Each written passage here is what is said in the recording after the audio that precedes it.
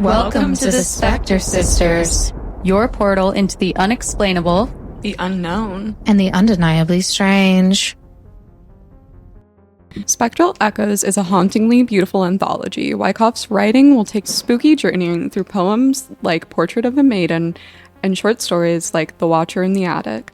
I couldn't put this book down once I started. I was sucked into these haunting stories and I loved every minute of it. Now, to talk to the author himself. Hi. Hello. Welcome. Welcome to Spectre Sisters. Thank you for inviting me. I'm excited to be here. I've been waiting for this moment for so long. She's been watching the clock, counting I know. I was down like, the days. guys, read this book right now, please. When did I meet you? Was that in April? It was a while ago. Yeah, it was a while ago. And that's the book, and I've passed it around. Yeah. It would have been April 26th. Yep. Because that was the bookstore crawl. Yeah, I kept that in there. And I was like, guys, please read it. And I'm like shoving it at them, like, oh my God, okay. Oh. I read it in one sitting, if I remember correctly. Yeah. But then again, I'm just a fast reader. I think that was like book, I don't know what you gave me out in July. That would have been like book 40 of the year or something.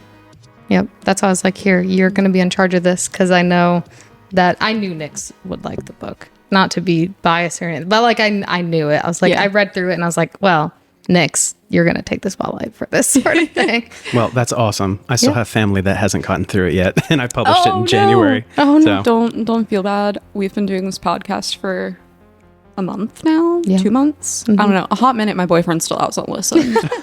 So you just have to like strap headphones to his ears and blast it. No, I'm just kidding.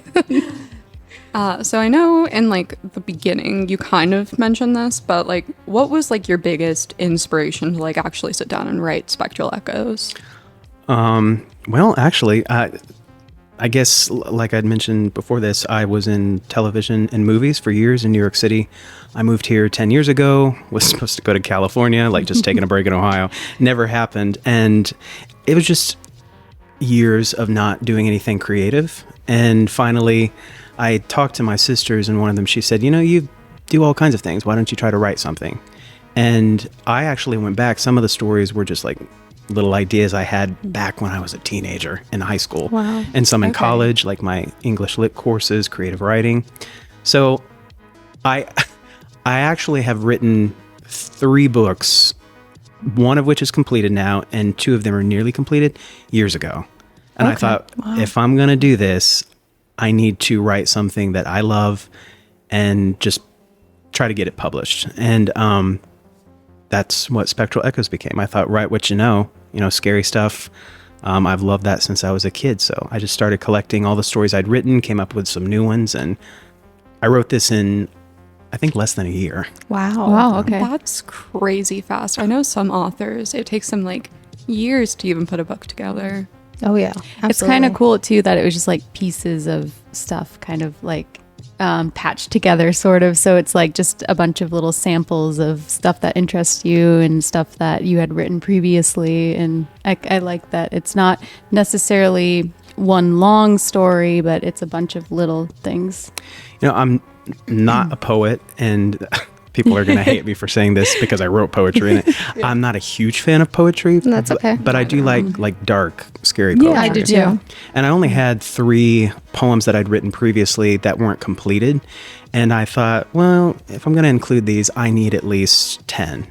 Right. And I ended up writing, I think, 32 poems and about 28 short ghost stories. Wow. And I just condensed it all down, and I chose my favorite, and I put them in the book.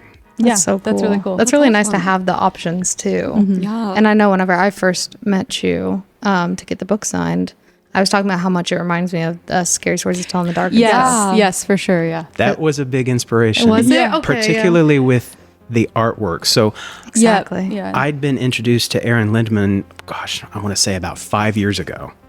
And it was at my previous job.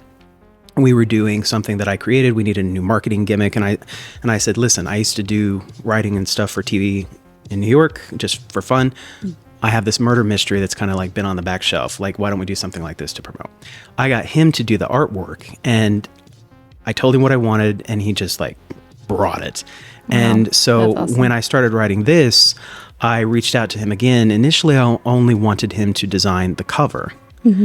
And then I reread Scary Stories to Tell in the Dark. Yeah. And I told him, I said, I want an image for every poem and every short story, but I want it to be a mix between Scary Stories to Tell in the Dark, Edward Gorey, and then I gave him some other examples. I said, I don't want to look like it's copying, but black and white was key for me. Yeah, absolutely. I love the whole like, what is it called? That type of artistry. Is it with charcoal? I think, or something like that. Yeah, it almost looks like it's drawing. Scary Stories to Tell in the Dark looks like it's bleeding. I know, I love Yes, that. it's like creepy. oozing Yeah. kind of, yeah. I've always been a huge fan of that. I whenever we first met too, I had my Scary Stories to Tell in the Dark hoodie because I had been searching for one forever. And I'm a huge fan of artwork like that. So I saw the cover. Amanda from the bookstore brought the book down and was like, hey, he's going to be here this weekend. I said, hey, I'm buying that copy, please. And there was the last copy too that was there that they had. And I was like, that's mine. And she's like, okay. Yeah, I was surprised the hardbacks went fast at every signing I've had. They're just gone. I'm like, okay, well, cool. I love it. It's like the crispy feeling. It is very No, you're crisp. right. I also love the texture of like the cover. Yes, how it's, like, yeah. kind of like smooth. It stands out, I feel like, when It you're looking at does. books. It almost for feels sure, like, not that it glows, but like the way that it stands out against other titles It's is really sleek, cool. yeah. If I could have gotten the title to Glow in the Dark green, Oh my I would gosh. have done that. Yeah, that would have been so cool. perfect. That actually, the cover is what the artist and I went back and forth on the most. Okay. So that is from the story Vanderwyck, and that is the hallway of that ancient mansion. And I was Okay, really yeah. particular about what it had to look like because that is my third book. Okay. Oh, yeah. It's a continuation, but the third book's a full-length novel. Yeah. Oh, okay. So That's cool. that's the only reason I wrote the short story Vanderwyck in there. I was like, I had this idea for probably about 8 years now, and I'm about 200 pages into it now. Wow. Yeah, okay. once we edit it, it'll be down to 100, and I have a lot more to go. Fair. But I thought, you know what I should do? I should write a short story that's set. I don't say when that's set, but in my head, it was set in the 1600s, Okay. 1700s. And so that way I write the short story, and then the novel is the present. Ah, okay. And So that. it was like give a little teaser kind of like And give just a little bit away. It's okay. We'll just Yeah, say that that's the cool. Vanderwicks are not completely gone. Yeah. I think I've seen the artwork for that one. I Yeah, love that. He did the coat of arms for it that has like the bats and skulls in Yeah. it. And then the hallway of Vanderwyck I love Manor. it. I love it. Yeah, it's really done well. It looks very like it goes into the abyss kind of. Yeah. It does. The artwork in general is just Yeah, incredible. Yeah. He's really great. I sat there at a coffee shop with him when he was taking notes on a few of them, and he had his iPad, and he's got his little whatever pencil you call it. Yeah. Yeah, The like- Apple And he's Pen, yeah. sketching Digital pen. it out in front of me, and I'm just thinking in my head, I really should have stuck to art classes in school. That's fair. That's kind of what I'm doing now. I'm like Yeah. posting all those things. I'll do them in like a night. I like draw yeah, up all so- those in like one night, and then I'm like, nah, I'll put it up there. That's fine. I don't care. Yeah. Have you seen some of the artwork she's done for our page on Instagram? yeah, I've seen some of that on there. The deer Yeah. and the. Didn't know you did that. Yeah, though. that's just me. I'm not really good at being like, hey, look what I've done. It's not really. So I'm just like, nah, I'll put it up there and like Yeah. use it to promote the next episode, whatever it is. Because I think I did the werewolf one today. Well, that's Yeah. very unique too, because I feel like a lot of people realize that you've actually like done something personal for this instead Yeah. of just using stock footage, that kind of a thing. So Yeah. that's cool. That's definitely, yeah, I just got the Apple Pen like 2 weeks ago, and I've just been cranking out Yeah. a ton of that. And digital sort of art is thing. definitely different than pen and paper. That's why like that Yeah. sort of thing is Yes, it's so yeah. incredible Yeah. too. I'm like, I love watching other artists and like seeing how it like so it's like so smooth and so like it doesn't even feel like they have to like think about it that much. Like they're just making it like, Muscle memory it's almost, really yeah. cool. I've been looking into posters of it because Yes. at the big Ohio Book Con, quite a few people said, do you have posters of the cover? I was like, no. But after like the 20th person, I thought, I might need to do Yeah, that. maybe. You definitely should. That would be great. That would be Also, I didn't know there was like an Ohio like book con, and well, I have a new bucket list item, everyone. I was, okay, it was fun. It was an experience. very much enjoyed it. However, they didn't say anything about what type of authors would be there, and that could very well be because they don't know. They just, It's like get whoever, booze. yeah. Everyone but maybe 4 of us, and there were over 100 authors there and vendors. It was huge. Wow. Yeah. They all wrote romance. Oh, Like either like very romantic fantasy, that's general. so funny. Perfect. Like, You guys know me. All I read is romance. Dark romance. my oldest sister loves it, but it's smut. I asked her. I said, "Oh, like." And next question. I asked her. I said, "Oh, like 50 Shades of Grey," and she goes, "Ugh, that's terrible. Rated G." And I'm like, "Oh my god, what are you reading?" How do you go farther? I fully knows. agree with your older sister. Like, 50 Shades of Grey, first of all, the writing's bad, but also, I've like, heard that. that's Jonathan. There was a hockey romance I read that was insane. Yeah, I only read like a couple of paragraphs of a book that she brought with her when she came to visit because she lives in Arkansas. And I opened, I was like, it can't be that bad. And I was just like, can we say bad words on here? Yeah, No. you're fine. Okay. You're fine. I go, holy shit. I go, I'm embarrassed. I said, I've not seen porn this terrible. I'm like, this is nasty. And she goes, oh, it's so good. I'm like, that's because you're divorced now. And it's I love that. Yeah, something about it like being in such descriptive form. Well, I don't, Yeah. they make me uncomfortable, honestly, to each their own. But I could I'm a see freak. how that's almost like more than like visual, you know? It's scary. It's, I don't like the description. spelled out for you. I don't yeah. like it. so you've got to go. It was a lot of fun. But after literally like the 40th romance novelist Yeah. that came up to me asking me, oh, do you like romance? Oh, I'm not really into spooky stuff. One person I said, does everybody die at the end of your book? And she's like, oh no. I go, then I won't like it. I love that. That's great. I'm not really into romance. I need murder. Real. Gotta spice it up a little. Yeah. Can have some kind of spice. No. Oh no. She's like a little bit of both, some romance, some murder. No, it's same thing. I totally didn't read a romance novel about 2 serial killers. that Yeah, fall Oh in my love. Lord. This tracks. I might read that. I might read that. There's enough of It's a- of the spook in there. Yeah. It's like it was high school, and then we started to the Jane Austen novels. Very well written, I will say that. Yeah. It's not my thing. And my thought was like, can we go back to Romeo and Juliet? At least they both die. Yeah. Yep.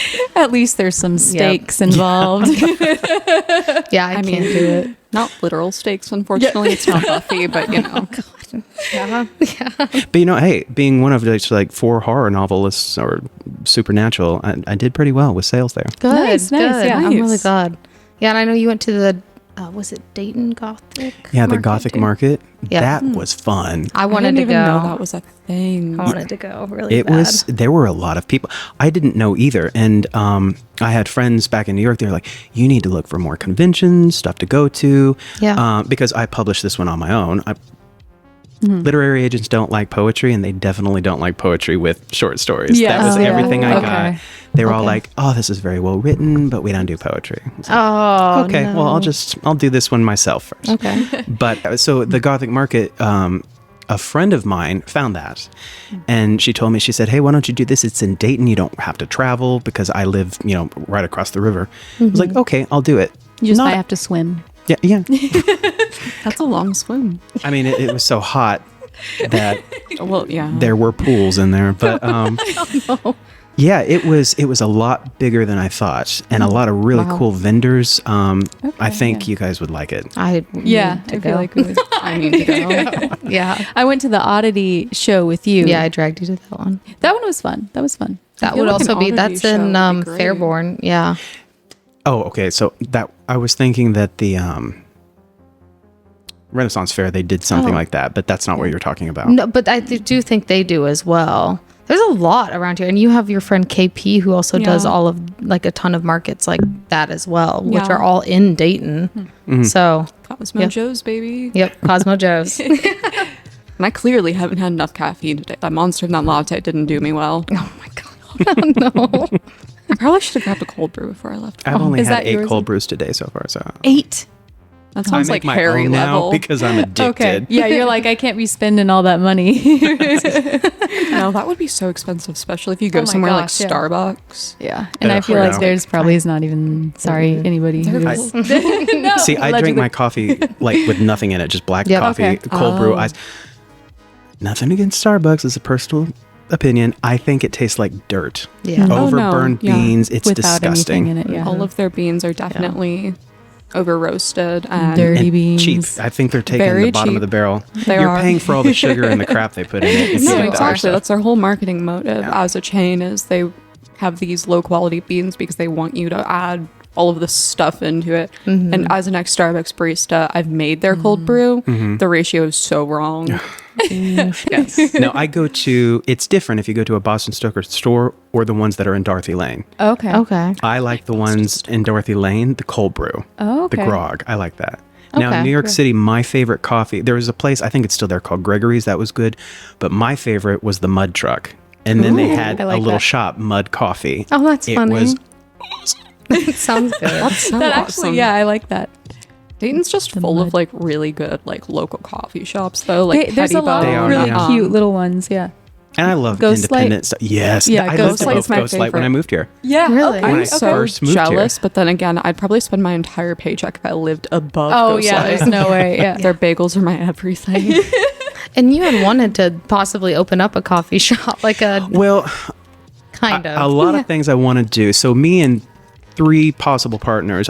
First, I wanted to open up. It's hard to explain. It's like a lounge, but a bar that serves hors d'oeuvres and canapes, and also like traditional English tea, like high tea. Okay. Yes. Okay. Oh. Interiors like That's very. so fun. I know, right? Like very dark Victorian Persian rugs, oil paintings, crystal chandeliers, Roman statues and stuff. And I want to call it Dorian's. Yeah. Okay. Yes. Yeah. Yes. I will come work for you to do that.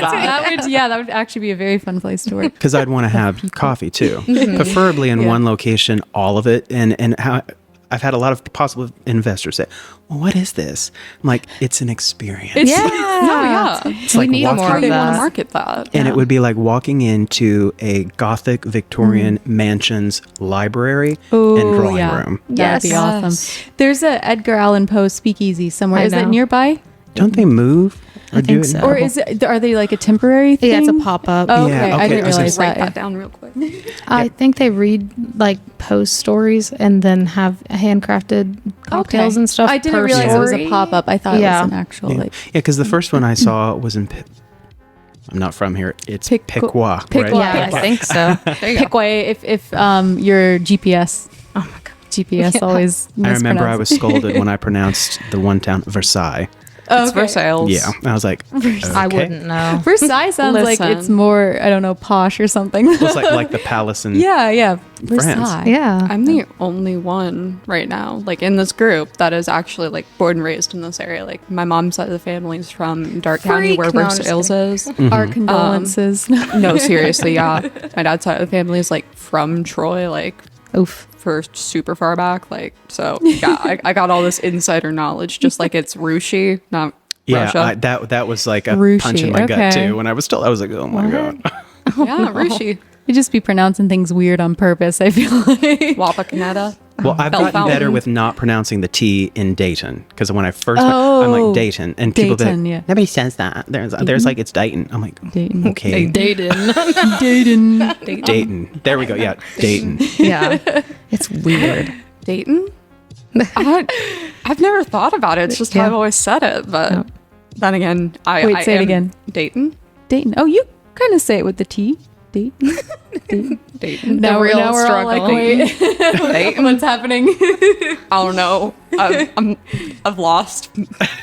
I've lost. I've lost the game. I lost. It's that weird thing when you keep saying a word and then it Yes, makes no and then it sense to you. starts to not Yes. not sound right. Yeah. Spectre, because I spelled Spectre. it not the English, like I not like the way you spelled it better Thank you. though. I I do. do that all the time. The RE, I feel like it There's- looks more spectery. Sometimes I'll spell words the English British way. Yeah. Sometimes I will spell things with double vowels because I took Dutch and then Spanish, and my brain does not work that well to separate. So when I'm in a what would you call it, like a mode of writing, and I'll type writing the word the, and I'll just put T and just keep going. And I'm love going back. I'm that. like, wait a minute.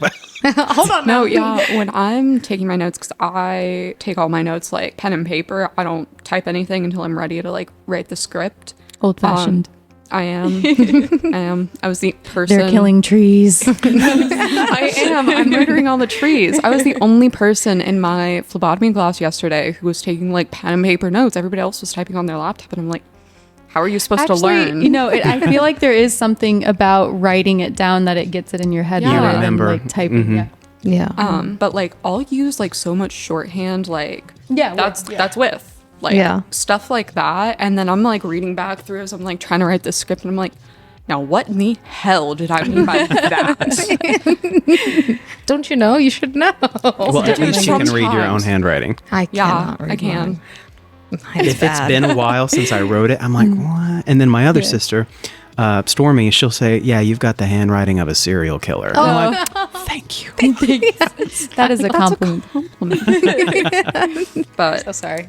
how did your personal experiences like help shape the book?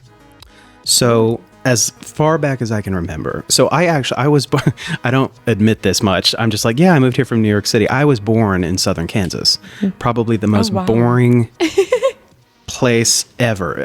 I mean, if Stepford had a place outside of Connecticut, it would have been southern Kansas. Okay, yeah.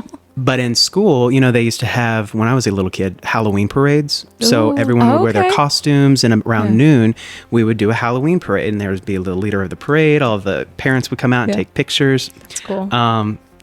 It kind of started then. And then, of course, trick-or-treating, candy, we all liked that as a kid. yeah. Oh, yeah. The incentive was the candy. And Exactly. But even as a little kid, I was a little freak. Yes. I loved scary stuff. Yep. Me Yeah. too. Yeah. My I do sisters too. are quite a bit older than me, so just to give you an idea, like my oldest sister's oldest daughter is closer to my age, so we Okay. grew up a little bit more like brother, sister, or like cousins instead of me being her uncle. Okay. Okay, yeah. So they would let me watch horror movies. Yeah. I saw Halloween, freaked me out, but I loved it. Yeah. Nightmare on Elm Street, I Yep. didn't understand it as a kid. I thought he was being stupid, so it didn't scare me. Okay. Oh, it's funny. And then of course like Tales from the Crypt in Yeah. the 90s, and I just loved it. Oh, yeah. But haunted houses, I've always loved the most. Yes. Yep. And in town, not far away from where my grandparents lived, kind of on the outskirts of town, there was a place we called Peacock Manor. It was all grown over. The people kept peacocks. I don't even have a clue what the house looked like. We could only see the rafters sticking up, and there are like all these stories about it being haunted. That's so and cool. That is cool. I like the peacocks. Just like that's such a Yeah. random but kind of like fun thing. I remember we tried to trespass there. It was all grown over. Yeah. And we heard, like, it was nighttime. I want to say we were like 9, 10 on our bikes in summertime from Yeah. grandma's. And get through there, and the peacocks, you know the sound they make. I Yeah. won't make it. Yeah. It'll blow up the speakers. But scared the crap out of us. I dropped my bike. I ran. My niece was like, you left your bike. And in my head, I don't care. We thought the witch that lived there was coming to get us. Oh, okay. It was They do sound scary, They though. are. They're Why do loud, they sound too, like yeah. that? I don't know. I don't know. Yeah, it's for as pretty as they are, they do not sound pretty. No. So. No, they don't. No. And then also like fall time, I love cool weather. I love the fall leaves. We always carved jack-o'-lanterns a few times. They'd be out in the front. Like my mom had a cauldron out front, and she and my aunt were dressed up like witches and had like stuff coming out of it, giving out candy. So it was fun. And then one year, I remember we started going to a different church that was very against Halloween. And Mom was like, we can't celebrate this year. I was devastated. No, I'd cry. Yeah, well, that's okay. My sister came and she made me put my costume on and told my mother, he's going out. Oh, I love that. I love that. So that's when it started. And then, Backstory. Goosebumps, when it first came out. I'm Yeah. dating myself. That's okay. I love No, Goosebumps. that was my era too. Yeah. Don't What was the other one? Wait Until Dark? No, that's a play. I can see the cover in my mind. Oh, and like the not opening After sequence Dark. had like a swing set and Exactly. then like a Oh, I know what I you're can talking see about. it. I It's like a cannot candle remember. in the thing, and it's like Yeah. mostly dark. It's not Stories After Dark. Something. I know exactly Yeah. what you're talking about. Oh, I know what you guys are talking about Yeah. now. I can see it. Hold on. We all know what it is, but not the Google, name. save me, please. I don't even know how to look that up. Not Whispers in the Dark. Something, but yeah, that was great. Wasn't it I on love- Nickelodeon? I something like late. Yeah, it was Yeah. for kids, but I mean, I should know what this is. I was watching it on, I think, Roku or Oh, okay, yeah. Amazon Prime or something not long ago. Oh, Are You Afraid of the Dark? Yes. Oh, yeah. I love that. Yeah. Yeah, that's really good. Yeah, it's so good. So yeah, that's where it all started, and since then I've always been mildly and in a healthy way obsessed with Halloween and all things spooky. Same. It's not mildly or in a healthy way for me. If it could be Halloween year round, I would be happy. Same. I would too. Yeah. Yeah, I don't understand Jack Skellington's point of, I'm bored. No, I'll trade no, you. you're not. Yeah, I'll trade you spots. But let me be the Pumpkin King. Yeah, exactly. Yeah, I love, like, Foy's is great for that, too. Yes. I mean, I already have my Halloween stuff in my dining room ready. I've Good. got my Department 56, the Halloween villages, the little Yes, stuff I love from like the those. 90s and stuff. I have those. I have a 6-foot mummy. Oh, okay, nice. That's crazy. Like you've seen my house anyway. Oh, yeah. It's like got Greek god statues and Yeah. stuff. So it's already creepy. I stretched cobwebs everywhere, put candelabras up. I love candle. I need some here. Because I was thinking about that. I was looking, Yeah. some of those are my things up there, like the fake skull, the skull and things and the tiny hand. But I love that. I've got a tiny hand. 6-foot tall dragon that I'll have to, it's an inflatable What? for the front. Oh, Yard. okay. I thought you meant like a statue. I was like, I have I not was seen like, this. Where are you wish. keeping this? Where are you hiding this? It's in Phil's tank. I have a lobster, and his name's Phil. It's with Phil. He's with Phil. He's the keeper of everything. So is Phil's time coming for dinner? Ever, or Always. he's just a pet. He's a pet. He's a blue His time lobster. coming. He's a jerk He's though, very so cute. I threaten him with becoming dinner often. I'm like, hey, He likes to jump He's- off the bow of the ship that's in Yeah, there and he then does. float. He's more of like a Yeah. like a snack size. He's a in all snack honesty, for now, He's growing though. How big yeah. is he supposed to get? big. If he makes Really? you Is he like mad, supposed to be full That's what I'm size? saying. Oh, Well, okay. pretty big. I mean, yeah, he's a neon blue. He's That's really cool. cool. Yeah. Yeah. I saw him sitting in a Petco tank, and I was like, give me that one. I was gonna I say, need if he that weird little guy. Yeah. disobeys, just hold a stick of butter up to Exactly. Oh, I've done that. I've been like, I'm feeding you to the cats. I hope you know. Yeah, the cats I watch think him. Maya would Yeah. take that offer Yeah, instantly. she would. She yeah. would. Yeah. What was your favorite story, Nix? Funny enough, I wrote it down. Not like a story per se, but my favorite poem was Portrait of a Maiden. Really? Okay. Yeah. Okay. That was my favorite to write. Really? Okay. Hey. Perfect segue. There you go. Hey, I got you.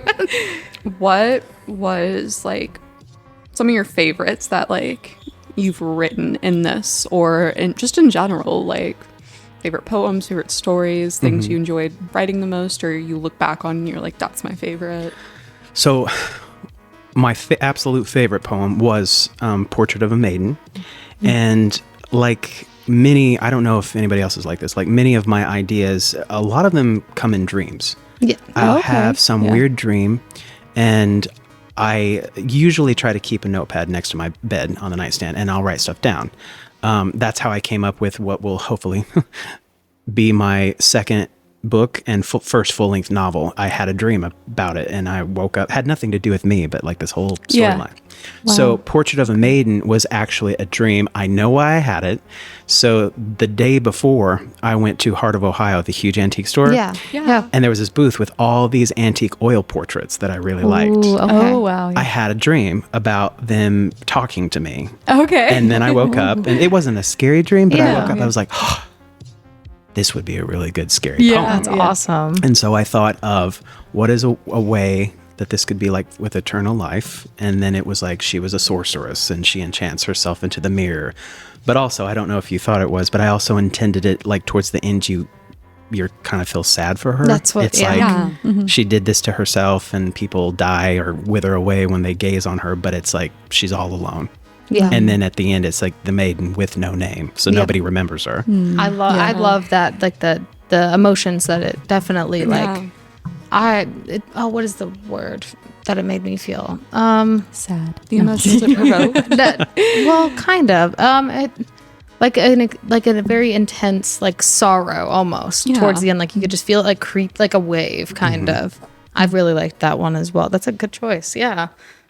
Of course, I like them all because I wrote them. But Well, yeah. That's right. another one is the Lady in the Lake. It was an Yes. idea I had for a long time. I played around with the title because I thought there's a lot of like TV shows and books and Yeah, stuff with but- this. I'm yeah. like, whatever, just write it. Yeah. That was another one that it had a little subtext. I think most people don't get it. And not that I've had any experience with it, but at the time I wrote it, there were two people that I knew in my life, friends, that one of them's spouse had committed suicide, and another person's who's like kind of partner, I guess, had committed suicide. Oh, wow. And so the lady in the lake, although it is the siren like bringing people into the lake, the subtext is that yes, her voice brings you in, but I don't say it, but there is some kind of willingness, sadness that you just go in and allow her to take you into the depths. Cool. Yeah, that's a good like memorial in your own way, I would say. Like a good, I don't know, a good way to describe maybe some feelings that someone could be feeling towards that sort of thing. Even though it's, awful, terrible. Yeah. But it could be just, I don't know, like somebody could connect with that sort of thing. Mm-hmm. Yeah. Yeah. Like, would you say like writing any of these like changed you as a person, changed your perspective on something, or helped you like process like an emotion? So yes, it did change me, and I did say that the reason that I started writing is I was always a creative person, and I was just not doing anything creative. I was, I wouldn't say miserable, but just unhappy in my life, sad for a long time. I don't tell a lot of people this, but my parents moved here to Ohio to be with me. My sisters are married or were married. They have kids that are close to my age. I'm single. So it was like this unspoken, okay, you'll take care of us in our golden years. Yeah. So they moved here. That's when we got this huge old historic house. And they moved in 2015. And then Christmas Eve of 21, we'd been sick with COVID for a month. I finally got better. And I went back to work, and then that evening I got home, my mother was non-responsive, and my dad was still sick too. Well, she went to the hospital. She passed away. I was with her the whole time, holding her hand, singing to her on Christmas Eve. And then, I had to tell my father. He was in a room down the way. I waited until I think the day after Christmas, and I told him, and it was just like nothing on his face. Wow. And a few days went by, and I thought he was going to be okay. And I kept visiting, and I just didn't go back to work. And he just declined. He kept pulling everything out, his tubes out. He didn't want to live anymore. So he died a little over 3 weeks later. Oh, wow. And after that, I get this house. We're going through probate court, all this stuff. Like when you die, it sucks. All this garbage. So it's going on, what is that, 4 years now? And so during that time, I felt empty. Yeah. I kept questioning, what am I doing here? Why am I still in Ohio? And the only thing really that kept me was normalcy. Like I had a job, I saw the same people every day, and I had this beautiful house, and then the dog. Yeah. But it got to a point I was coming home to this very large house all by myself. Yeah. I was bored. I was lonely. I'm like, I'm not spring chicken. So, we're not in college where you make lots of new friends. Yeah. It's like, So that's when I talked to my sister and stuff, and I started writing. And that's when it just started coming out like faster and faster. Awesome. Sorry that took so long. That's but okay. No, it makes sense. Yeah. And, doing this and having had it published and sending it to people, it's also helped my writing to figure out what to do, what not to do, how to word things, what people like, what they don't like. Yeah, it's a good way to get feedback. It's also a good way to heal yourself by keeping yourself busy in that way, for sure. Yeah, I totally get that. And that's a good way of putting it. Like I did realize, like immersing myself into my writing, I created whatever world I wanted. Right. Yeah. And as weird as it sounds to some people, I'm sure, this world of spooky stuff or like the macabre, it makes me happy. Yeah, totally. I know for myself, I can say the same. I'm never obviously gonna publish it, but it was called Dreams of a Cemetery is what I called it, and it was based off of my dreams. And I would write out short like stories. So I get that, because that was also kind of like a release and something to focus on. Unfortunately, the phone that it was all stored on went kaput. So I have some screenshots of some things, but I know. Yeah, so I definitely resonate. There's no way to bring it in where they can take. No, that it's like something crazy. I went to go turn it on, and you can hear it responding to buttons and stuff, but the screen completely black no matter what you do. A few Which of is the too people bad. I met at these conventions, book signings and stuff have said the same thing. Like they Yeah. write and write, but I won't do that. I encourage them. I said, just keep doing it. I Yeah. said, one day you'll get to the point where you're happy with it. Send it to someone to edit it and fix it. And if I said, this is my first book, but Yeah. if you don't get a literary agent, it's so easy to self-publish now. And there's a fulfillment in doing that. Like you did something. It's out there physically and people are enjoying it. Yeah. Yeah. If I still had that sort of thing, I think I would pursue, because I had like 10 plus stories on that. And I remember like the gist of them. And it was like I never did really any poems or anything, but it was also sort of kind of like reading yours kind of really reminded me and brought me back to that. Yeah. So it's very like, I was like, this is awesome to have this sort of thing. And it's cool that most of them came from dreams too. Because that's why I called it Dreams of a Cemetery, because it was just stuff from dreams and then make it spooky. Make the name spooky. Yeah. I have not a lot per se. I think I have like 4 or 5 different short stories I had written for like classes during like school and everything that I eventually turned into like a zine of sorts, where it's like that little like half sheet of printer paper and I printed it off and I stapled it together, and they just kind of exist in like a box of like my stuff from high school, like my corsages from prom, like that kind of stuff. Yeah. Okay. Yeah. But I came across like the documents like on like my Google Drive recently from like when I wrote them, and I was like, oh my god, like this is like still good. And I haven't written since I graduated high school. Like, what am I doing? Yeah. I think that's why kind of this podcast has come together too. It's about us like taking the time to write things. And that's why I wanted to have you on here, is it's like every episode that we do our research, and we literally will do it in like a week's time. Yeah. Or not even. Sometimes the day before I'll be like, okay, I'm researching this. and then like Or put Dahmer, together. which took me so long. I don't even remember when I started Dahmer. I don't remember when you started Dahmer either. But what, 13 pages of notes, like big notebook pages, because my notebook is larger than average, I would say. Yes, it's And huge. then typing that up into like 19 pages of this is like his childhood up until like his death. And I don't know, there was something really nice about just in general, like having that drive again to at least like research and like write something. Yeah, that was kind of my goal for this sort of thing, is to have people who write or with different creative outlets. I know like with bands and stuff, we wanted to do that at some point too. Shout out Bat Thorn. Go listen to them on Spotify. Oh my lord. I will take any chance I can get Oh my god. to shout out my friends, especially Bat Thorn.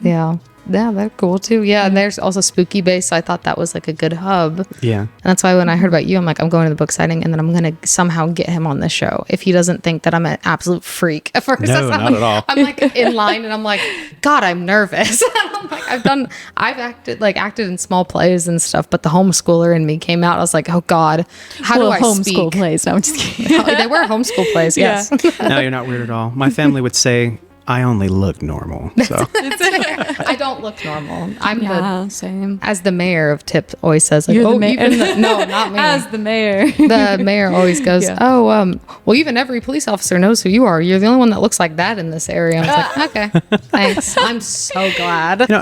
I mean, I appreciate what you're doing here. thank you. Back in New York, some of the best ideas me or some of my friends had, some of which, actually went big places, is when you're just bouncing off of ideas off of each other. Yeah. I have a couple friends here because we like the old fashioned stuff. We said we should start doing a salon. The old school salons where you'd have drinks and food, but that's what it is. Yeah. Someone would share something, bounce ideas off. I mean, I think that makes for some of the most creative work that you can do, because like you might have an idea, but then you give it the idea, and then all of us can sit here and be like, oh, what about this? And you're just building on it. Yep. Yeah, that's kind of how I got into. For a little while, I did like pinup stuff, and that's kind of how that happened. Is we were just talking, and one of my friends' moms was like, "Oh, I'll sew you the dress if you wear it. Let's go to the parade." And we were walking in the front of the Memorial Day parade and everything. I was like, that wouldn't have ever happened if we didn't sit there and bounce it off of people. I miss that. I miss doing that. Yeah. Yeah. Yeah, I love all the older stuff too. Like I love that type of thing. Some things they just did better back then. I agree. Yeah. I agree. It's a little boring now. We got Lululemons and all of that stuff. And it wasn't long ago. I mean, New York City's still kind of fashionable, but it's gone away really quickly. I remember when after college and I moved there, and then I would just be working wherever, let's say like Park Avenue. And early in the morning, you would see these women coming out of the townhouses or expensive buildings, big sunglasses, fur, beautiful skirts, high heels, and like a driver would open up the back of a limousine and they'd get in real elegantly. And these people with their poodles and like just this fashion. And then, down in Soho, it's like the boho with the big hats and kind of look like a hippie, but more put together way. Part of me misses that. I miss that. Yeah. I would love to dress up. Like, it's kind of weird because I don't want to. I already get looked at a little bit around here. I've been asked, why do you look like that? I don't know. But I love, like, I have a ton of dresses and stuff behind there. Like, I collect like all the really cool, and I prefer more of the older style.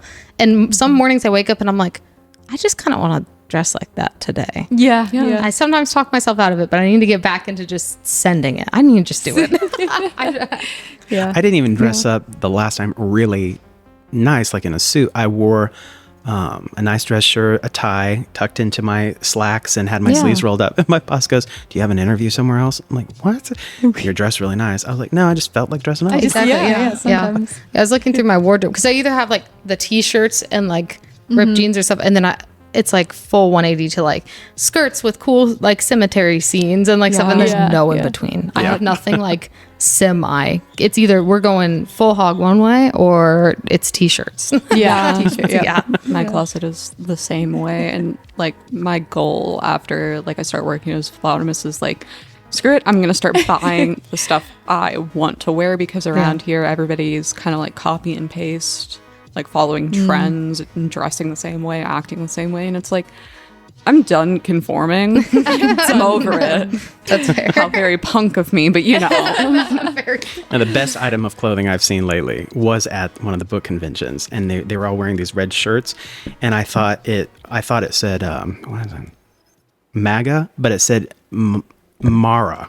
Okay. MARA. Yeah. And I said, "What does that mean?" And they turned around and on the back and it said, "Make America Read Again." And I was like, I love that. I want one of those. That's awesome. I would wear that. And this is just my opinion. Part of me, I feel like a lot of creativity is lost these days in some circles because people don't read anymore. Yeah. They want to just go through Instagram. You can get inspiration for some things on there, or people came up to me, "Oh, is this on Audible?" I'm like, "Not yet." But the attention spans have very short. They need the constant like visual input and stuff like that. Yeah. If you read at least one book a year, you are doing better than, I think it's 50% of Americans. Yeah. Whereas I'm already on, I think I'm on book 61 or 62 for the year. You're crazy. I'm not. Like, I'm... That's a lot. I've only read, I think, 13 or 14 this year so far.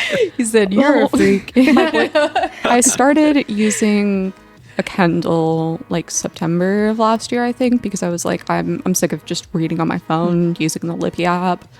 I need something like bigger, so I'm not like straining my but eyes, it's still not digital, getting distracted by notifications. Because I'm dyslexic, so I need those like specific fonts because they make it easier on me. And like my Kindle that I had was very old, and it like wouldn't hold a charge. It would freeze up randomly and everything. So for like late Christmas, an early birthday present, my boyfriend bought me a new Kindle, and that's just continued this. All I want to do is read. I pay for Kindle Unlimited because I go through so many books. Like, I'm on a series right now that is just absolutely incredible. And like in the first book, because I'm on the second book right now, she's like a very like unreliable narrator. Like, you don't know what really her backstory is, and like you're slowly like piecing all these things together, and it's so good. Or like reading Riley Sager's novels recently. I just got The Only One Left. Yes, the only one left. I just bought that and I just started it yesterday. I just got that from my Libby app, and I'm so excited to start it. You should definitely check out his book, Final Girls. That's what the people at the Okay. bookstore told me, but they Okay. didn't have it. So I just grabbed that one, and it was on sale for $9.99. Hey, well, There you you go. got it. You have to. It's a sign. Final Girls is definitely my favorite Riley Sager book so far, especially because, again, you have like some unreliable narrators, like, Yeah. and it's just, like the twists and the turns. Have you read Grady Hendrix' How to Sell a Haunted House? I have Oh. not. The only Grady Hendrix book I've read so far was My Best Friend's Exorcist. Okay, I have not read that one. It was really good. I really liked it. I have quite a few of his books on my TBR.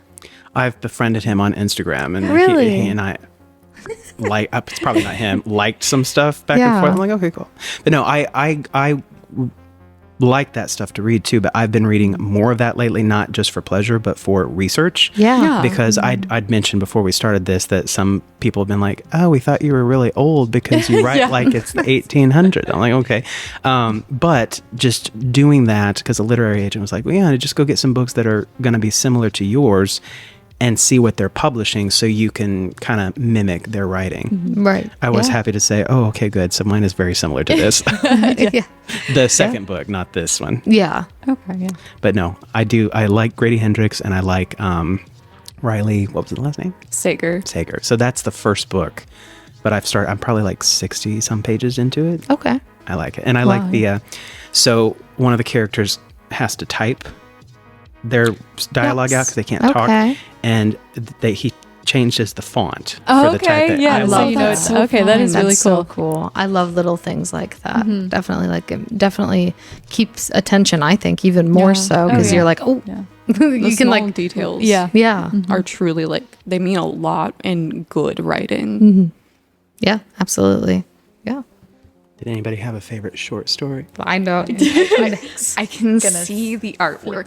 I can't remember the title. It's okay. I wrote it, and some people will ask me about something. I'm like, wait a minute, what happened in that short story? Yeah, I like the. I'm blanking on the name. The carnivore conservatory. Oh, Conservatory of Carnivorous Wonder. There Yes, we go. yes, I yes. can't ever say. That, I mean, plant, love yeah, it. yeah. Yes. I guess you could take it as a negative criticism, but Yeah. also positive. The biggest complaint I've gotten, you said you read it in a day. Yes. So many people are like, I want more. The stories are too short. And I'm like, they used to be much longer. It Yeah. was really hard to condense them down that short to still make sense. Yeah. Yeah. But I wrote it because even the older I get, the shorter my attention span is. And I'm like, okay, this first one, the short stories, I'm going to write them in a way that you could finish it in 5 to 6 minutes. Okay. Just so that way, well, I read fast, but so that way, you could get through it and you don't feel like, I need to set it down and go and do something. Yeah.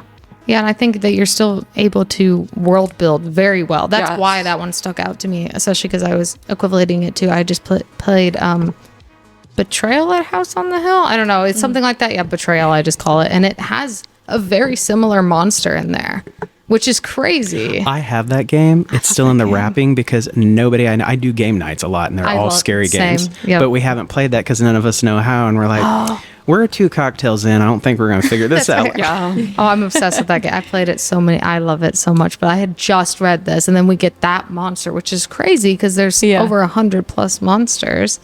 And I was like, there's, that's crazy to different like. ways. I was imagining, like, same with the artwork and stuff. Really helped me visualize kind of what was going on in the game as well. So someone asked me if it was based off of the musical. What is that? Little Shop of Horrors. Little Shop of Horrors. Yep. Nope.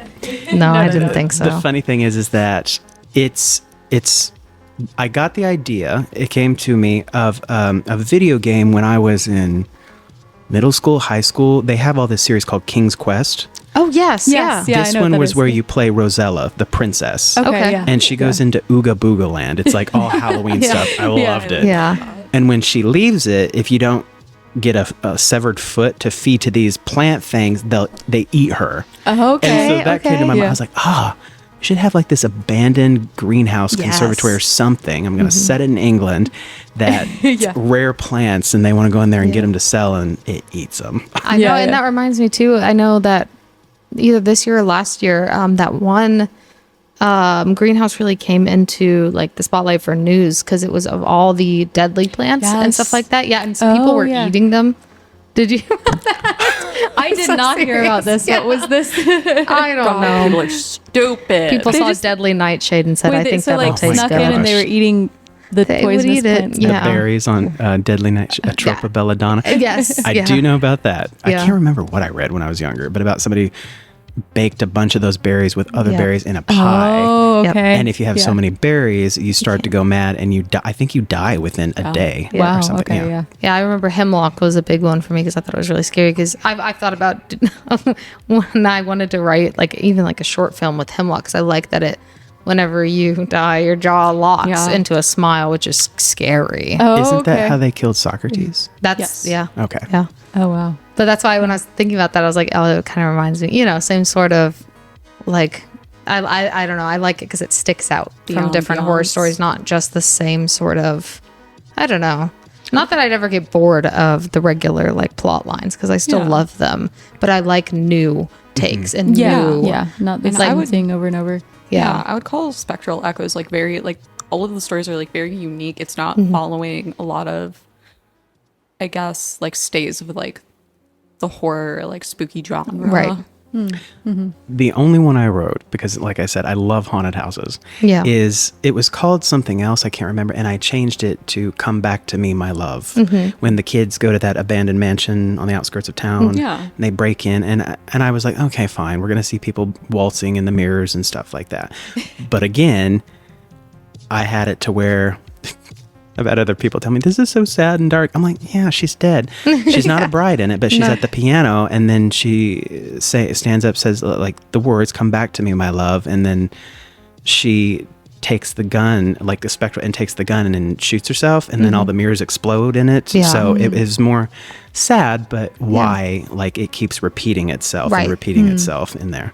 So Yeah. it's a bit haunted mansion, but I think a little bit more twisted. No, I like Yeah. that. And I know that there's the one theory that has to do with ghosts themselves is that they're just like an echo in time. Yeah. So that kind of reminds me of that. certain Like it's things like are frozen. rather than an actual like being. being there. It's just a replay of Uh-huh. like an event that was Yeah. tragic or something like And that. it's so intense that it like stuck itself in time there. So that kind of reminds me of that as well. Yeah, I think that's a very interesting theory too, because it's like, well, maybe if something so intense like that happened, it could get stuck there.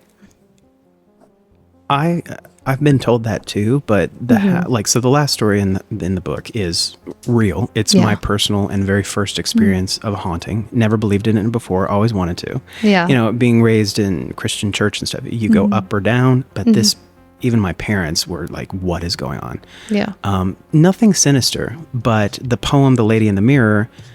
It's a poem, but it is based off of my experience seeing this woman in the mirror. She was in the dining room, but at a certain point, like the last story is real and it explains it, but it's always the same rooms. It's always the same thing. And never happened around Halloween. Like everybody says, oh, Yeah. Halloween. I'm like, never does. It's always like the dead of winter Yeah. or spring. Yeah. Summertime, nothing. Fall, nothing. Around Thanksgiving, Christmas, things will start through February, March maybe, and then nothing in spring or summer. Now, I have had people in the house that have freaked out in front of me all of a sudden, and I'm like, what? They've seen her coming out of the, Wow. like we'll be in the dining room talking around nighttime and see her peek out of the kitchen and then go back into the kitchen. Oh, okay. It feels very likely that I would probably see her, like considering like how in tune I tend to be. You and me are too in tune Problem. with all of it. Like, man, somehow I ended up with a second ghost in my apartment. I don't know where he came from. It was just like one night I wake up and he's there at the foot of the bed, and now I see him in the mirror behind me all the Great. time. Great. Well, if you want to take her, we're pretty sure that she No, was a thank maid. you. No, thank you. You can keep her. I don't need any more. Yeah, we were talking about your house and like wanting people to go there and stuff, and that is really cool. Do you know what made you think that it is a maid? Is there just the outfit or? So no, a lot of stuff happened. Like I said, it's the last story in the book. It's long, so I won't go Right, through it yeah. all. A lot of stuff just started happening to the point where we couldn't deny it's not nobody broke in the house, and it's not our imagination.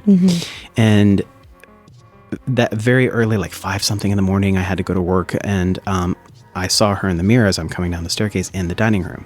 Before that, I heard like clinking of glass and stuff. I'm like, what is my mother doing up? She's never out of bed till 10. And I see in the mirror, and I just, people ask, oh, what did she look like? It's hard to explain. I knew it was a person, but it didn't look like a person. It was almost like a silhouette that was, did you ever see the movie Crimson Peak? Yep. Okay. Yes. So ignore the way the ghosts looked, but when they move, it's almost like smoke coming off of it. It was like that in shadow. Okay.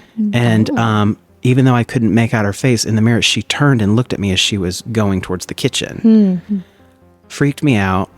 Well, I don't know if it was weeks or months later, I'd made a friend, a historic district, was at their house and going through their old collection of books. I found a phone book. My house was built in 1904. This phone book was like from 1920, 22. Okay. But I was like, well, the house would be in there because it still exists.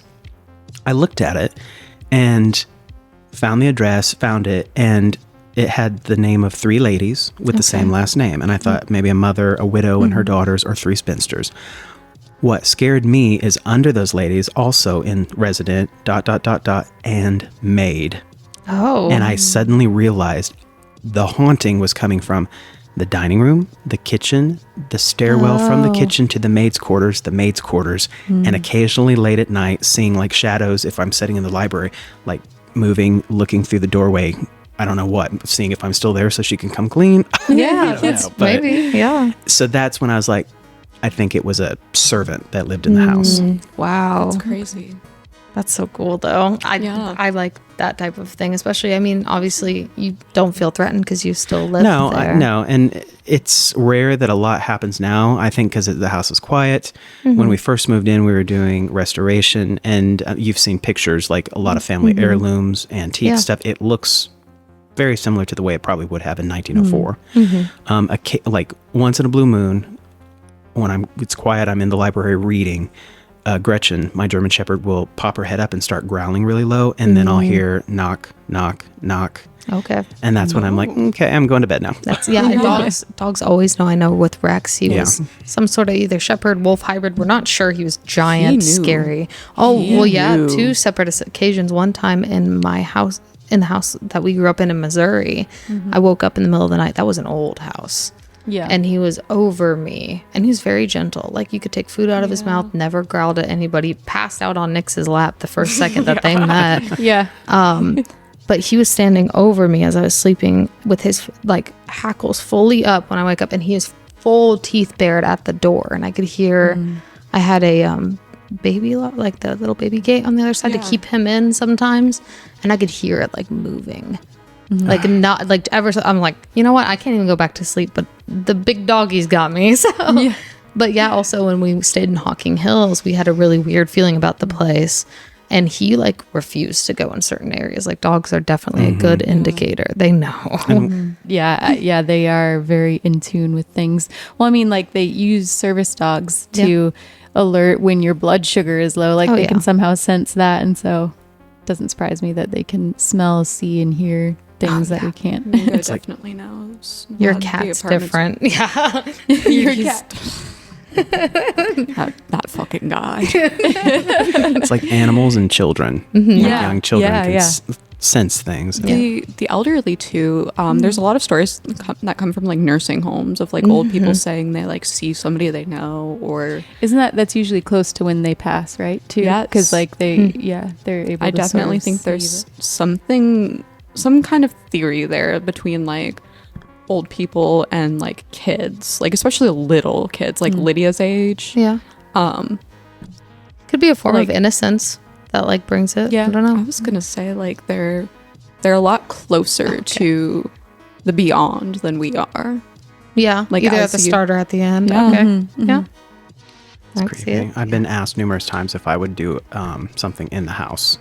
A few months ago, I was like, well, why don't you do a book signing at your house and bring those paranormal researcher people? I'm just like, I don't know. Yeah, I don't know if I want to be there if they stir things that's up. kind of like an and I don't like intrusive stirring of things. the place that you need to not be. Yeah. Because I know I'm definitely picky because I'm not the type to ever instigate, like ever like harass or anything. Anytime I've asked questions, it's always very respectful because it's just a person. I'm not gonna be like, hey, bro, what are you doing here? It's like, Yeah, hello, we're they not were there bagel first. bites. So, yeah, no, not Zach Baggins. Oh, God. No. Yeah, so I've always like, that would be intimidating to have people come in your house and you don't know how they're gonna, react and cause things. and I'm more against.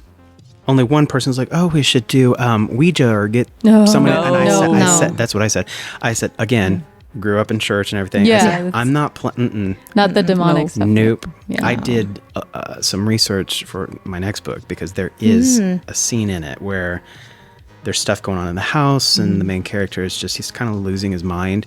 And so his publisher and an old friend, they come and they bring this woman in that does stuff like that. And things get really freaky. But like even writing it, was freaking myself out. Yeah, I was like, I don't want to.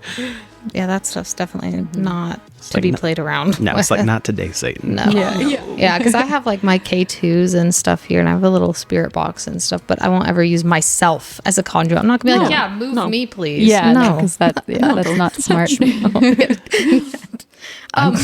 Sorry.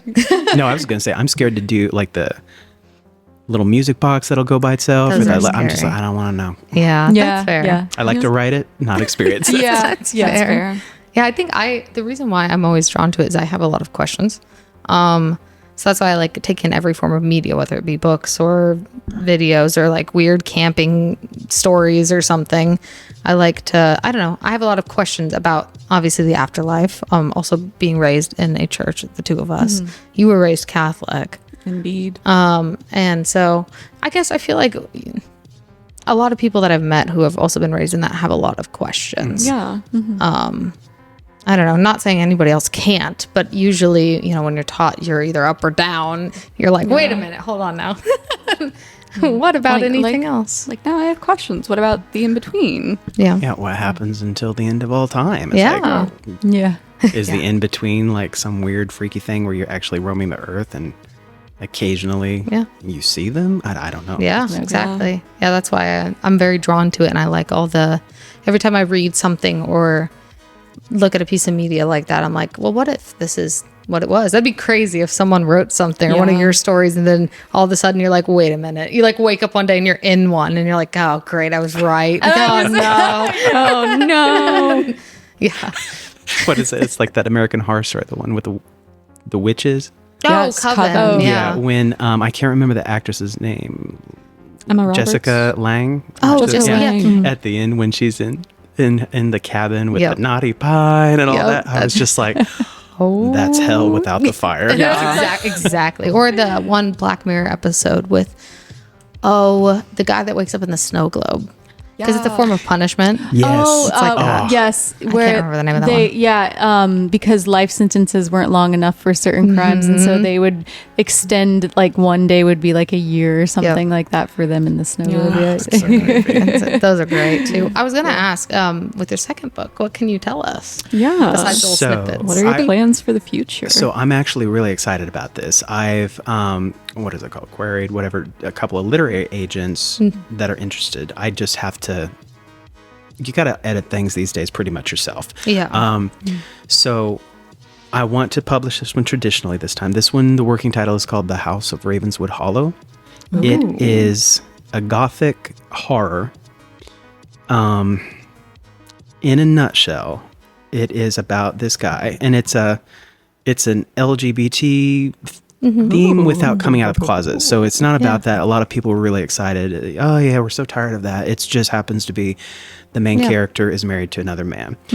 So he's a novelist. He lives in New York. His father dies, that they're estranged, and his husband goes with him to finalize everything and realizes that his husband is extremely wealthy.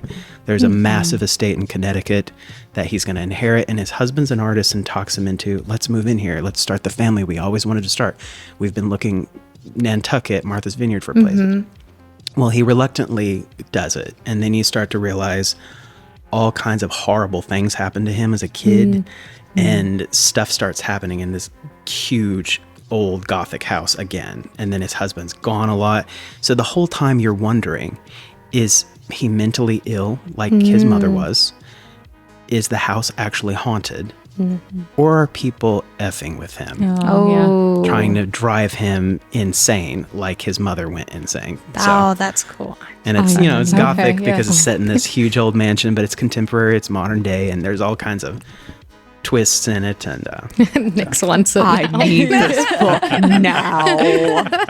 Oh, I need this book. well, I mean, Can I have an ARC copy? hey, I would not mind doing that.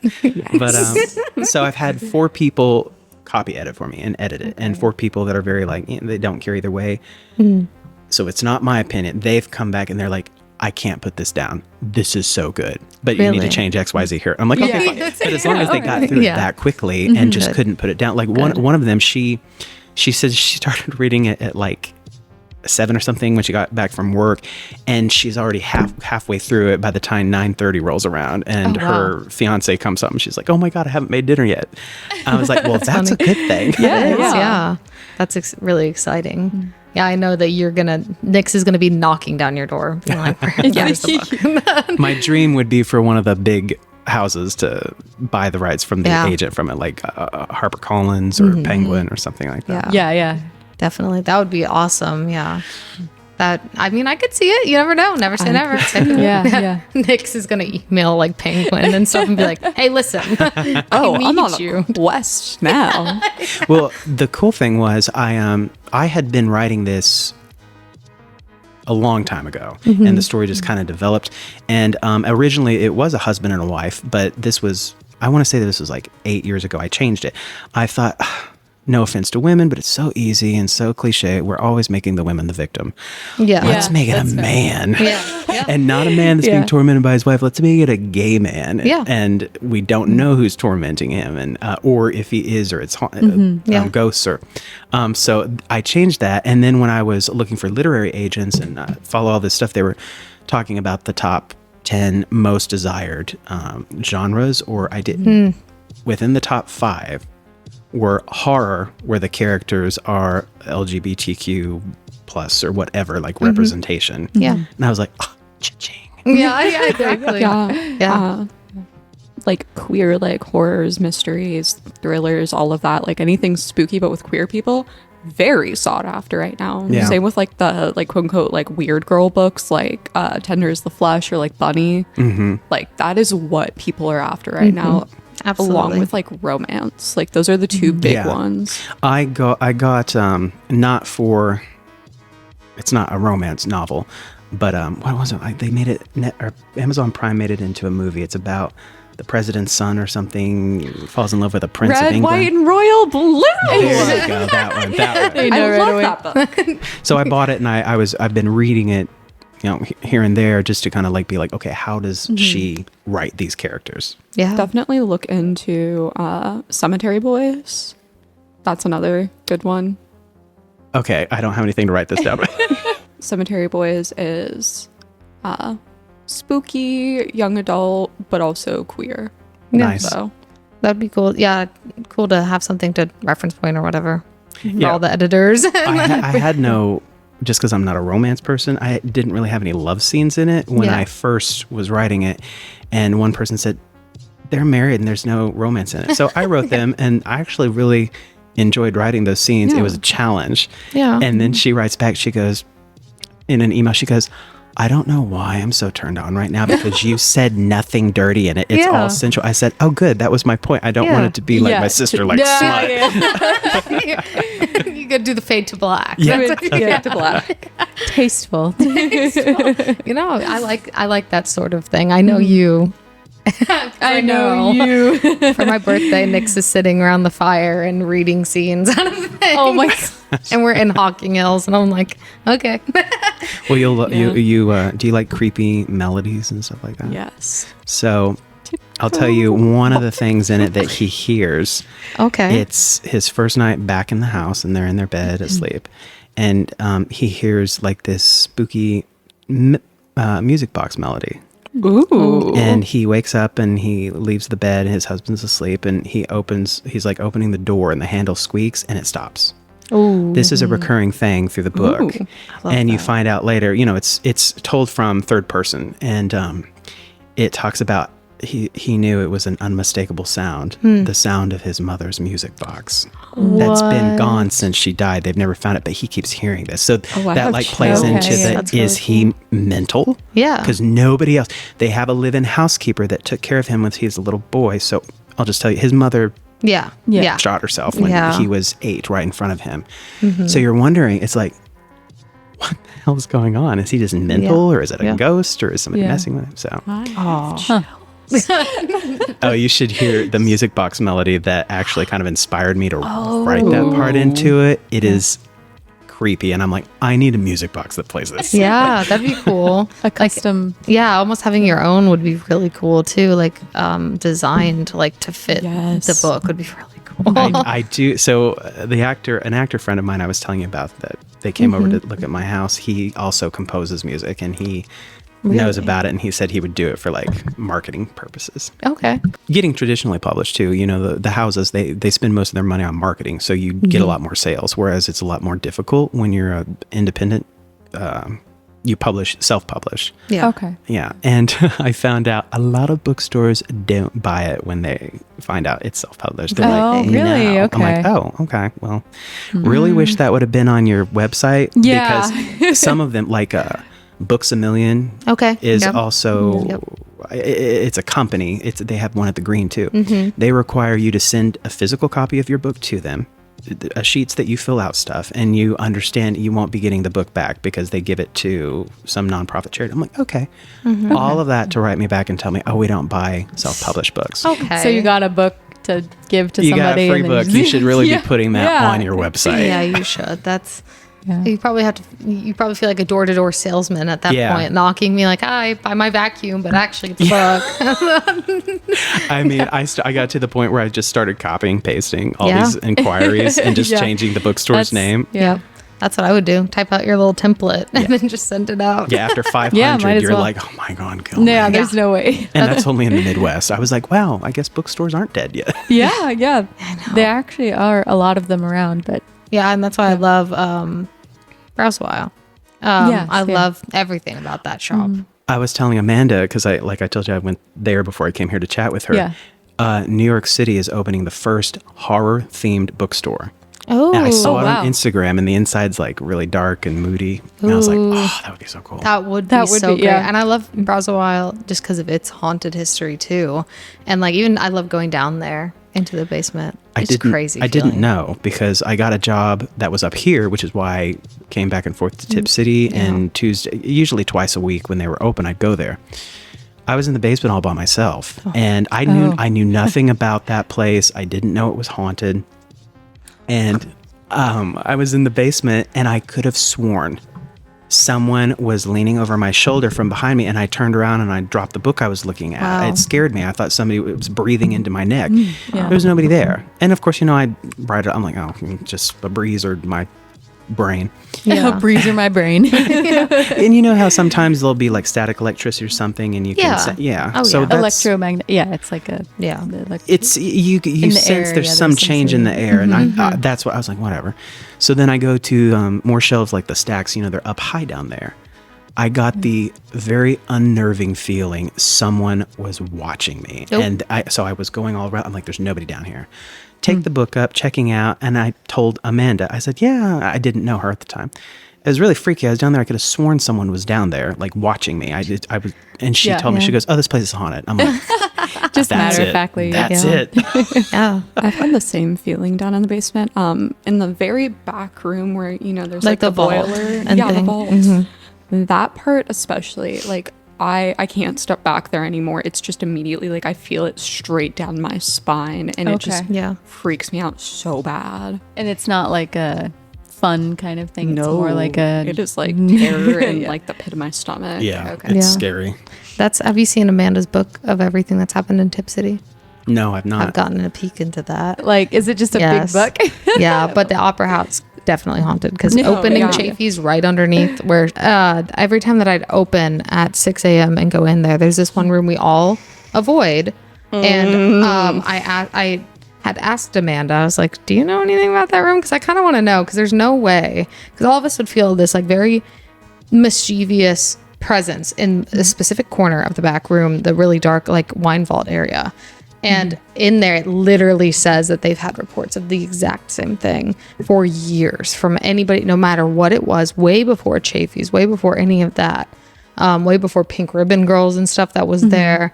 They've always said that there was that sort of entity there. And then same with someone was killed while playing poker in there, killed by a chandelier there, like quite a few. So I'm like, Very Phantom of the Opera. Yes, I know. Yeah, and it was in the Opera House too. yeah. It was built in 1867. So I'm a little blind, please. Yeah. Do you have any other questions? No. Okay. Do you have anything else to add? No, just you can pick up Spectral Echoes on Amazon or barnesandnoble.com. Yay. Yes. Check it out now. It's a demand. Great for the Halloween this is a season. demand. Yes, it is great for the Halloween season. Yes. Take us out, Nix. take us out. No, Yep. sorry. Yeah, I'm taking everybody out. Well, Just use a gun, make it quick for me. other than that, feel free to email us with any of your own spooky stories. Reach out if you want to collab at spectresisters@gmail.com. All lowercase, all one word. Other than that, follow us on Instagram, Spectre Sisters _. Stay spooky.